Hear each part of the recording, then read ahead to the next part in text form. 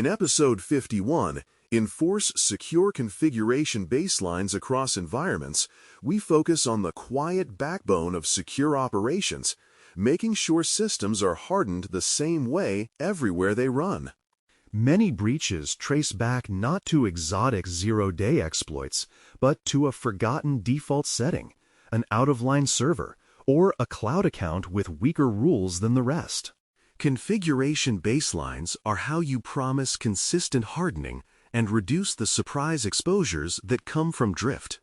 When those baselines are defined clearly and enforced consistently, you gain a predictable security posture that stands up to both attackers and assessors. The first step is defining where your baselines actually come from, rather than inventing them ad hoc.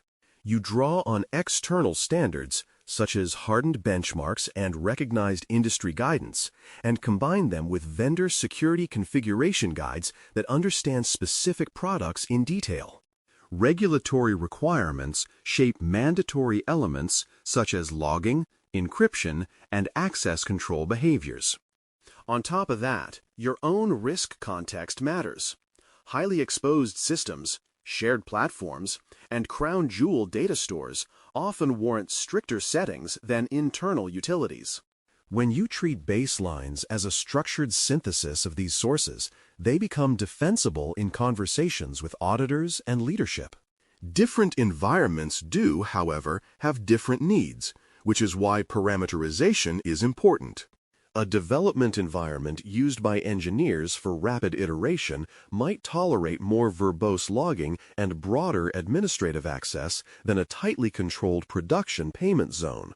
At the same time, certain guardrails are non-negotiable everywhere, such as disabling obsolete protocols, enforcing secure time synchronization, and protecting sensitive logs. Parameterizing baselines means identifying which settings vary by environment and which remain fixed, and then documenting those differences explicitly. This approach keeps you from quietly relaxing controls in lower environments in ways that later leak into production through copy and paste habits. Modern practice treats configuration baselines as code, not as loose documents or one-time hardening projects. Capturing baselines as code means representing system and service configuration in declarative templates, scripts, or policy definitions stored under version control. Changes to those definitions follow the same discipline as code changes, including peer reviews, approvals, and traceable commits. This provides a clear history of when and why a control changed, which is invaluable during incident investigations and formal assessments. It also moves your configuration from being something administrators remember to something the organization can rebuild reliably. Once baselines are expressed as code, automation becomes the primary enforcement mechanism rather than occasional manual checks.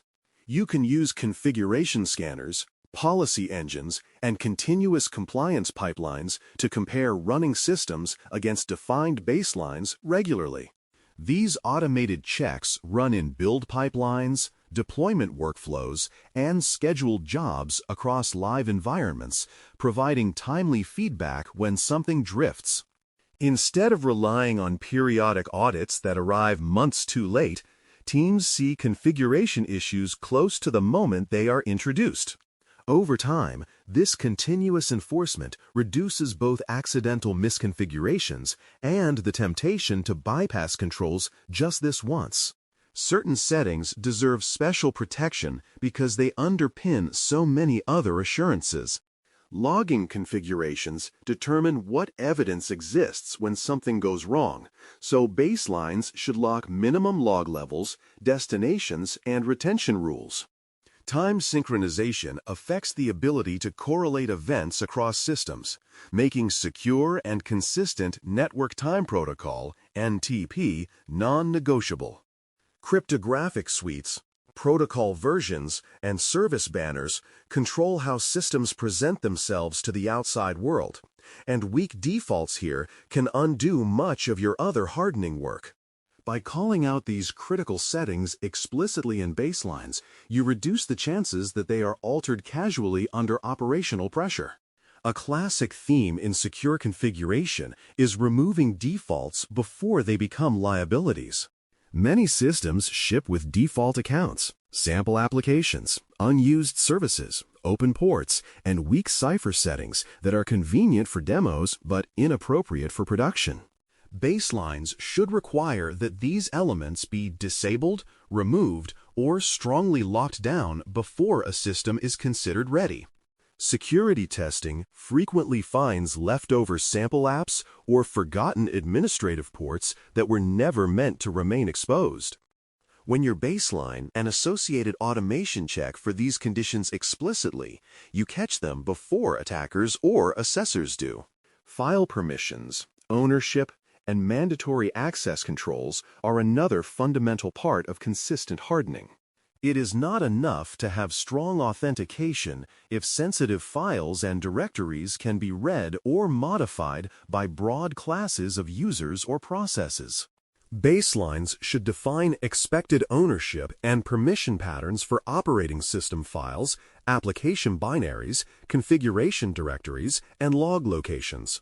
Where supported, mandatory access controls or similar mechanisms add a further layer, constraining what processes can do even if they are compromised. Applying these rules uniformly across servers, containers, and storage locations means that privilege boundaries behave in predictable ways under both normal and hostile conditions. Because real systems are constantly changing, drift monitoring is essential to keep baselines meaningful over time.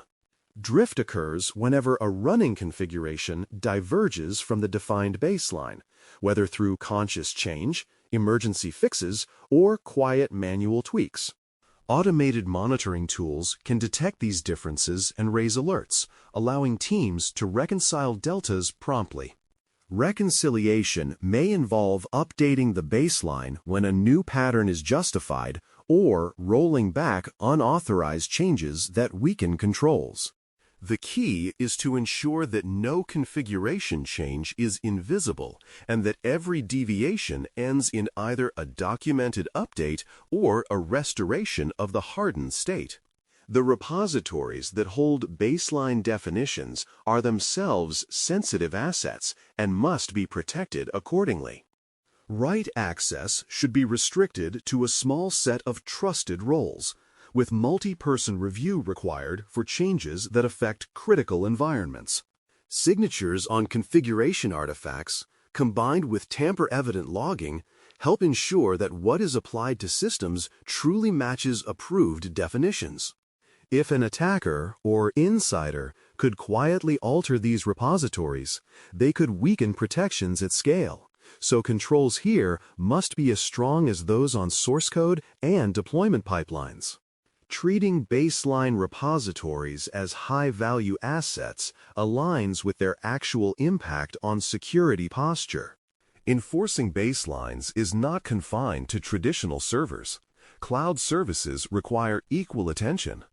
Identity and access management configurations govern who can create, modify, and delete cloud resources, and baselines should define safe patterns for roles, policies, and trust relationships. Network baselines in the cloud cover virtual networks, security groups, and routing, ensuring that segmentation and exposure are controlled as deliberately as in physical data centers. Storage, encryption, and monitoring configurations must also be standardized, including requirements for default encryption, logging enablement, and alert routing. When cloud baselines are captured as code and enforced through cloud-native policy tools, you extend consistent hardening into the most dynamic parts of your environment. Assurance that baselines are followed comes from clear evidence, not verbal assurances. Reporting mechanisms should show which systems and services are compliant, which have exceptions, and how long remediation has been outstanding. Exceptions workflows provide a structured way to handle necessary deviations, requiring documented justification, risk acceptance, and defined time limits. Service-level targets for remediation, especially for high-risk deviations, keep drift from becoming permanent. These reports, combined with exception records, become central artifacts during assessments and internal reviews, demonstrating that configuration hardening is managed, not improvised. When you step back for a brief review, the pattern is cohesive. You define baselines from trustworthy sources, parameterize them carefully, and capture them as code under strong governance. Automation enforces those baselines, checks for drift, and covers both traditional and cloud-native services with equal rigor. Evidence in the form of reports, exception records, and remediation metrics shows whether the promise of consistent hardening is being kept. Understanding this chain makes it easier to spot weak links, such as unprotected repositories or unmonitored environments, and prioritize improvements.